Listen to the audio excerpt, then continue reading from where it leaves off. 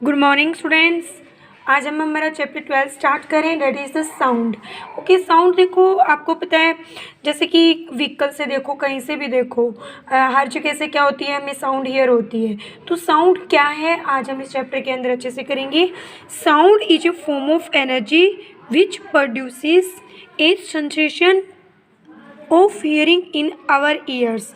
मतलब क्या है, साउंड हमारी एनर्जी की वो फॉर्म है जो हमारे ईयर के अंदर एक कंपन महसूस करती है, जिससे हमें लगता है कि दूसरा पर्सन हमें बोल रहा है। ओके, तो साउंड आप ध्यान रखना is a form of energy.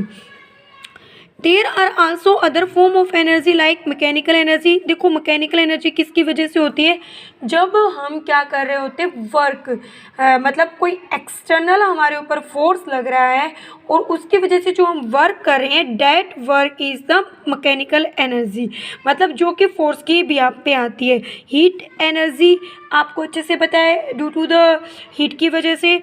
Light energy, जो लाइट आपकी इलेक्ट्रिसिटी भी हो सकती है, सोलर लाइट भी हो सकती है, डैट इज़।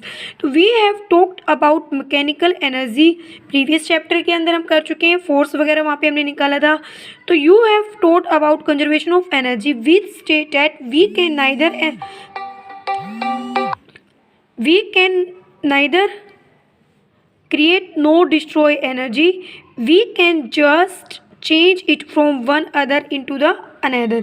मतलब हम कभी भी एनर्जी को ना तो डिस्ट्रॉय कर सकते, ना उसको क्रिएट हो सकते। हम तो क्या कर सकते हैं, सिर्फ वहाँ पे चेंज कर सकते हैं, मतलब एक फॉर्म से दूसरी फॉर्म में।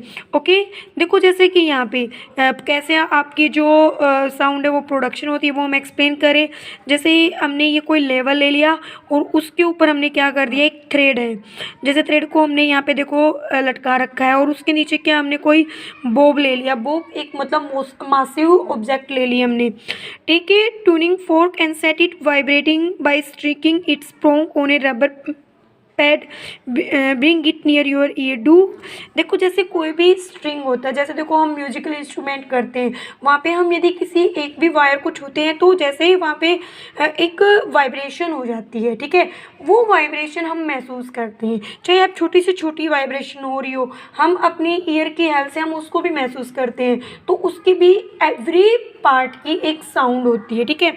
अब जैसे कि यही है, आप इसको थोड़े से मेन पोजीशन से हटाओगे, ठीक है, स्ट्रिंग है, तो आप इसको थोड़ा सा मतलब उसको दूसरी डायरेक्शन में करते हो, तो आप उसको जैसे एक्सटेंड करते हो, स्ट्रेच करते हो, तो वो स्ट्रेचिंग करने के बाद आप उसको छोड़ते हो, तब भी एक आवाज़ आती है, एक वाइब्रेशन होती है, that is a sound.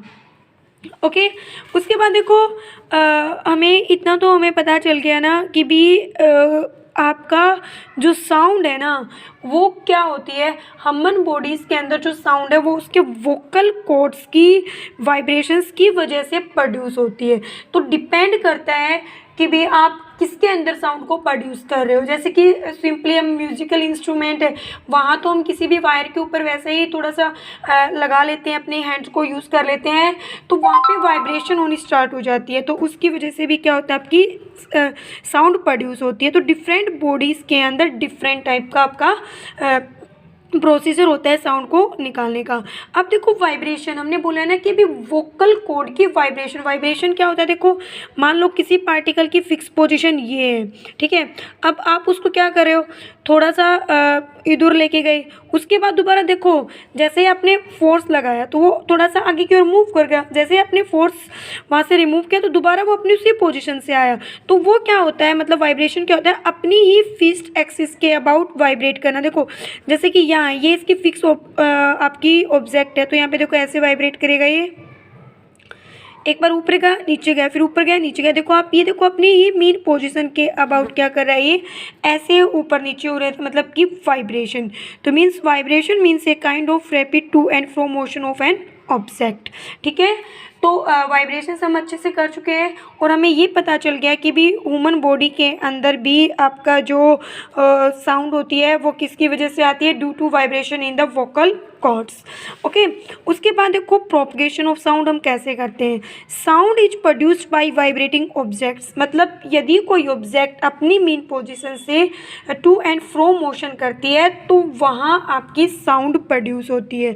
The matter of substance through which sound is transmitted is called a medium. Means medium क्या होता है, जिसके अंदर आपकी साउंड प्रोपगेट करती है, मतलब मूव करती है, ट्रांसमिट करते हैं हम, वो मीडियम होता है। It can be solid, liquid, gas.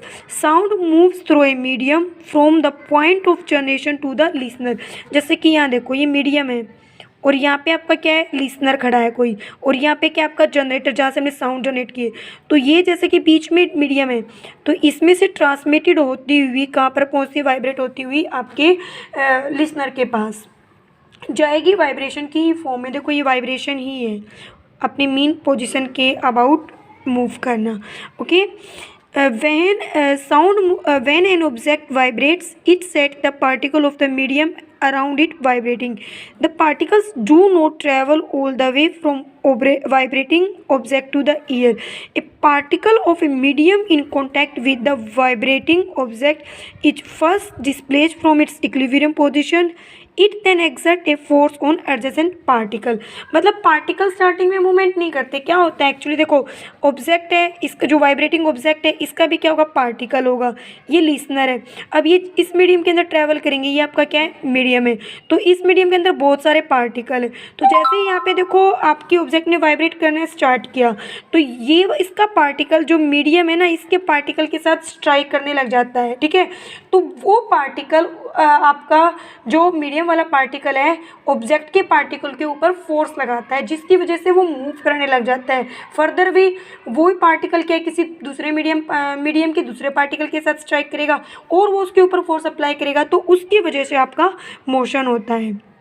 Okay, as a result of which the particle get displaced from its position of rest. After displacing the adjacent particle, the first particle comes to its original position. This process continues in medium till the sound reaches your ear. मतलब एक बार आपका particle vibrate हो गया, वो अपनी vibration दूसरे particle को दे देगा। अब वो क्या है, दूसरा पहले वाला पार्टिकल अपनी रेस्ट की पोजीशन पे आ जाएगा। अब दूसरे के पास क्या, एक फोर्स आ गया, उसको एनर्जी मिल गई, तो वो वाइब्रेट करना स्टार्ट कर देगा। अब दूसरा क्या है, फर्दर अपनी वाइब्रेशन तीसरे पार्टिकल को दे देगा और खुद अपनी दोबारा पोजीशन पे आ जाएगा। ओके, तो इस तरीके से आपकी जो साउंड है जनरेटर से होकर के लिसनर तक पहुंचती है। Okay, the disturbance created by a source of sound, the medium travels through the medium and not the particles of the medium। मतलब देखो वो अपनी वाइब्रेशन दे रहे, पार्टिकल तो वही रह रहे, एक बार अपनी वाइब्रेशन दूसरे को दे देते हैं, दोबारा फिर अपनी पोजीशन पे आते हैं। तो इस तरीके से वो केवल एक एनर्जी को ट्रांसफर करें, नो टिप पार्टिकल्स। ओके।